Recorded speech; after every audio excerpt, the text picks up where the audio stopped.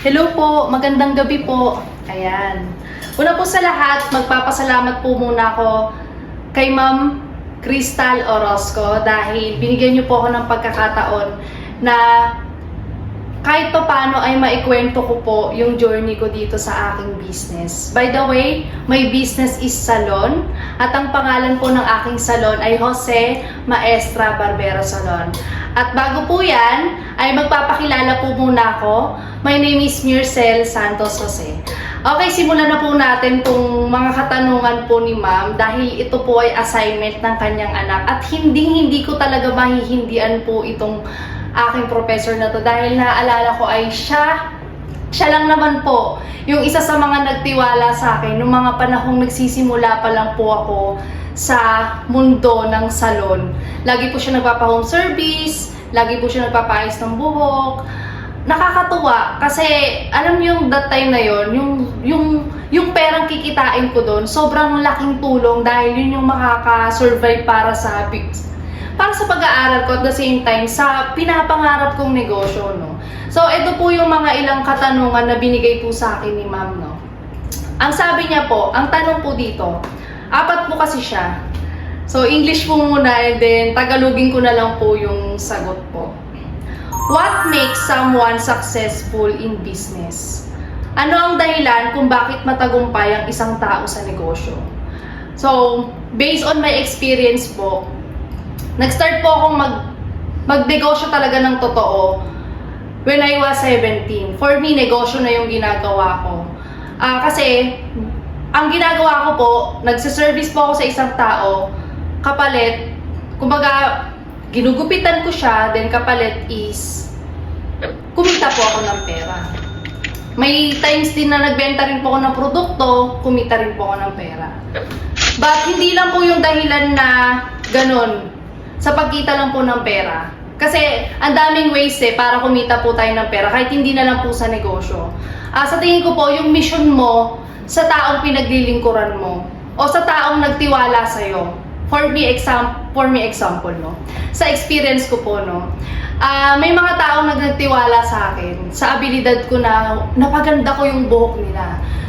Next year, nung last year, bumalik sila, nagpaayos na naman sila ng buhok. So, doon pa lang doon sa part na yun ay wala nang dahilan para sumuko pa ako doon sa sinimulan kong negosyo. Yun lang talaga po yung sikreto sa lahat is para magtagumpay po tayo sa pagnenegosyo. Pag may taong naniwala na po sa inyo, wala na pong dahilan para isuko nyo po yung negosyong sinimulan nyo. Palagi nyo lang pong iisipin na ang lahat ng maraming benta magsisimula po sa isa hanggang sa dumami po siya. So ganun po yung dito po sa pwesto ko po. Sa totoo lang po hindi po siya kita talaga. Hindi po siya trafficking ng tao, which is, di ba dapat, pag nagtayo ka talaga ng business, is dapat kita po siya.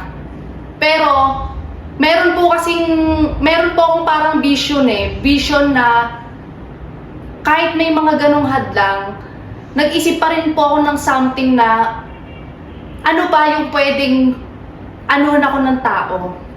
Puntahan ako ng mga tao. Ginamit ko po ang kapangyarihan ng social media. Yan ang Facebook, Instagram, at the same time, gumagawa na rin po ako ng mga contents. At malaking tulong din po ang TikTok, basta social media platform po.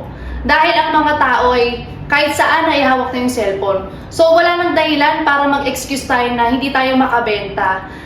Gamitin po nating advantage yung ating social media, no? Hindi lang basta po na nag-uubos lang tayo ng oras sa pag-i-scroll or nagko-consume lang tayo. Gamitin po natin siya as the business para makatulong din po sa iba. Kailanganin din po yung mga services natin at makasolba din po tayo ng mga problema. So, yun po yung ano ko po. So, pangalawa pong tanong po, what makes an effective and successful entrepreneur? Tagalogin na lang po natin yung tanong. Ano ang dahilan ng pagiging epektibo at matagumpay na negosyante? Napakaganda pong katanungan. Para sa akin po, para maging epektibo kang magaling na negosyante, huwag kang sumuko. Kapag napapagod ka, itulog mo lang. Kagaya kanina, napapagod na po ako, tinulog ko lang po. Pagising ko po, feeling ko, malakas na ulit ako. Kasi kapag meron kang malaking pangarap, kahit kahit anong mangyaring pagsubok, hindi mo isusuko yung pangarap mo. Kasi malaki yung pangarap mo eh. Hindi lang sa sarili mo, kundi yung sa mga susunod na henerasyon. Ano yung pangalan na iiwanan mo pag nawala ka na dito sa mundong to? Ano yung gusto mong marinig pag namatay ka na? Ano yung gusto mong ipagmayabang pag nagkaroon ka na ng apo na pag nawala ka na sa mundo, iyayabang ka ng apo mo na yung lolo ko, ganito yung yung lola ko, ganito yung negosyo niya, yung lolo ko, ganito yung negosyo niya. Parang ang sarap sa feeling ng ganon. Kasi sobrang ano po, posible talaga. Kasi nagawa po ng iba eh. For sure, para sa akin, magagawa ko rin po. Kahit na ganito pa lang din po yung negosyo ko. So, yun lang po. Pangatlo po, what is the best way to make your business successful? Ano ang pinakamahusay na paraan upang maging matagumpay ang iyong negosyo? Parang medyo malapit lang po dun siya sa pangalawang tanong, no? Ang sabi po kasi, di ba, nung pangalawang tanong, ano ang dahilan ng pagiging epektibo at matagumpay? Yung effective way, no? Yung effective way is wag kang sumuko, pag napapagod ka, magpahinga ka. So sa pangatlo, ano naman daw po yung pinakamahusay na paraan upang maging matagumpay ang iyong negosyo? Ito po, ang pinakamahusay sa lahat is all about mindset po. Sobrang importante po na kung ang bituka po natin ay pinapakain natin araw-araw, dapat ang mindset din po natin ay pinapakain din po natin siya araw-araw. Dapat maging mapili po tayo doon sa mga pinapanood po natin at pinapakinggan po natin. Lalong-lalo na po, ulitin ko, sa social media na naman. Programming po natin sa utak natin na mahirap tayo, mahirap sa Pilipinas, mahirap ang buhay. Kumbaga, yun yung minamind natin sa utak natin. Kaya ang nagiging law of attraction natin is mahirap talaga ang buhay, which is hindi naman po talaga sobrang hirap. Kasi pag nagpunta po kayo kahit saan pong mall, ang dami pong tao. Sa Starbucks, sobrang dami pong tao. Sa palengke na lang po ang dami pong tao. Pumunta po kayo sa 7-Eleven, ang dami pong tao. So, ibig sabihin po, may pera po ang mga tao. So, ibig sabihin po, bakit yung mga ganitong negosyo nag-e-exist dito sa ating sa bansang to, sa Pilipinas?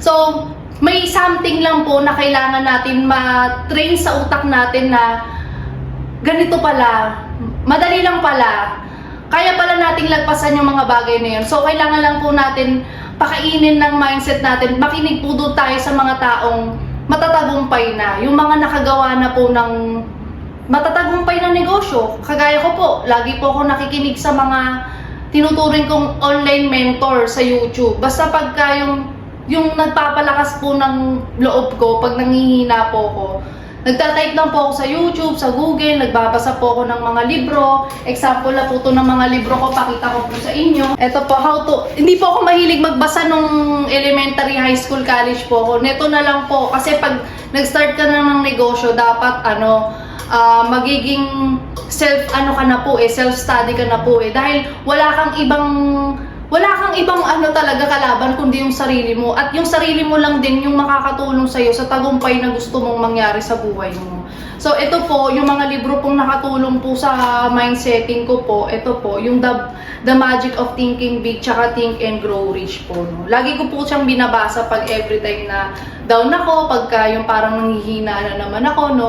So, pansin po natin minsan pag may mga problema tayo, no? Minsan nasa isip lang po talaga. Pero pagka switch nyo po yung isip nyo, biglang parang nawawala yung problema. Parang may something po talaga sa mindset natin na kailangan din natin siyang, tayo lang din yung makaka-resolve po, no? So, yun po. So, huling tanong po, what are the challenges that you face in your business and how did you overcome? Tagalog po. Ano ang mga hamon ng iyong hinahanap sa iyong negosyo at paano mo ito nalampasan? Sobrang dami pong naging hamon sa negosyong aking sinimulan. Unang-una po ay ang pagkakaroon ko po ng maagang anak. Nagsimula po to ng idea ko to nung maaga po ako nabuntis. Hindi naman po talaga ito yung plano ko po eh. Sa totoo lang po. Ang plano ko po ay makapagtapos lang po ng pag-aaral at the same time ay lumipad na po ng ibang bansa dahil po ang magulang ko po, ang tatay ko po ay OFW po. Siya po, ang trabaho niya po doon ay engineer po siya doon. So, kumbaga 20 years, more than 20 years po siyang nagsakripisyo sa amin. Sobrang, alam niyo, parang ang hirap nung mga bata po kami dahil lumalaki kami parang walang tatay. Dahil naiintindihan naman po namin siya dahil gusto niya pong ibigay sa amin yung maalwan na pamumuhay. Hanggang sa hindi inaasahan po na maaga po akong nagkaanak noon. Doon po nagbago lahat po ng pananaw ko po sa buhay na hindi dapat ganito, kailangan paglaki ng anak ko, maibigay ko yung mga pangangailangan nila nang hindi umaalis sa bansa. Pero hindi naman po natin kasi masisisi yung mga nag-ibang bansa dahil yun nga po talaga yung dahilan. Dahil dito nga po, iba-iba nga po tayo ng parang growing na kung hindi ka talaga yung para opportunities dito, baka para sa ibang bansa. May mga ganun po talaga. Pero ako po kasi, ang pinag-alaban ko po na kung hindi ko kaya talaga na mag-ibang bansa, patutunayan ko po na nandito po sa Pilipinas ang pera. Kaya yung time na sobrang hirap ng challenges na dinadaanan ko po, yung mga hamon sa negosyo, palagi ko na lang pong iniisip na may bagong umagang magandang mangyayari. Basta hindi lang ako susuko sa ginagawa ko to. May magandang mangyayari. Basta yung maliliit lang po na mga bagay na halimbawa may nagpagupit po dito, isang tao, sobrang saya ko na po nun, sobrang saya na po namin nun. Dahil ito po ay nasa isip ko na kapag ito ay napaganda ko, napaayos ko yung buhok, napagwapo ko yung buhok niya, bumalik siya, ibig sabihin nagustuhan niya. Pag bumalik siya, may tendency na ikukwento niya to sa mga kaibigan niya hanggang sa makilala na yung pangalan ko dito sa lugar po namin. So ayun lang po lagi yung nasa isip ko, yung hindi sumuko dahil sobrang hirap po talaga sa pagsisimula po ng negosyo. Kasi walang ibang susuporta talaga po kundi yung sarili niyo po, no. Tsaka yung mga tao na kagaya po natin na entrepreneur na nag-start ng business. At isa pa po, yung pagkain po natin ng tama, no.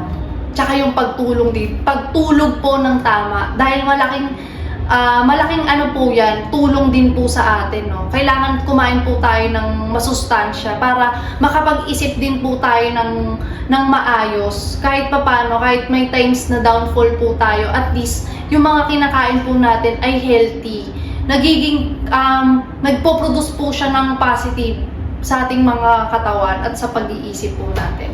So, ayun po, ang dami ko pong, alam ko pong hindi pa po ako ganun ka-successful sa negosyo, pero the moment na napapaganda ko yung mga buhok ng mga customer po namin, yung mga customer namin na malungkot na pumapasok dito at lumalabas na nakangiti, I'm feeling successful na po dito sa negosyong sinimulan ko po.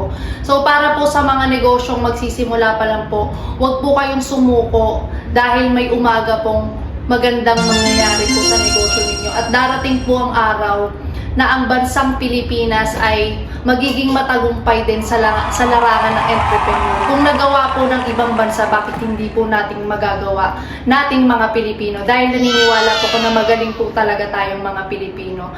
Darating ang time, ang mga ibang lahi naman na pupunta sa atin dito sa Pilipinas, hindi na para ng ibang bansa. Yun lang yung nasa isip ko na ayoko na nung kwento ng old generation po. So gusto ko lang mabago ba yung pagdating sa generation ko po, mula sa akin hanggang sa susunod ko na henerasyon. Yun yung pinaniniwalaan ko po. Mahalaga po yung paniniwala na, at syempre yung paniniwala mo rin po sa Diyos at yung paggawa din po.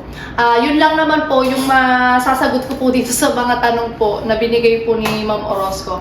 Maraming salamat po dahil tinapos nyo rin po tong video na to. Again, my name is Mircel S. Jose. I am the salon owner of Jose Maestra Barbera Salon. Dito lang po yan sa Canlubang, Asia 1, Priscilla Commercial Building. So yun lamang po at maraming salamat po.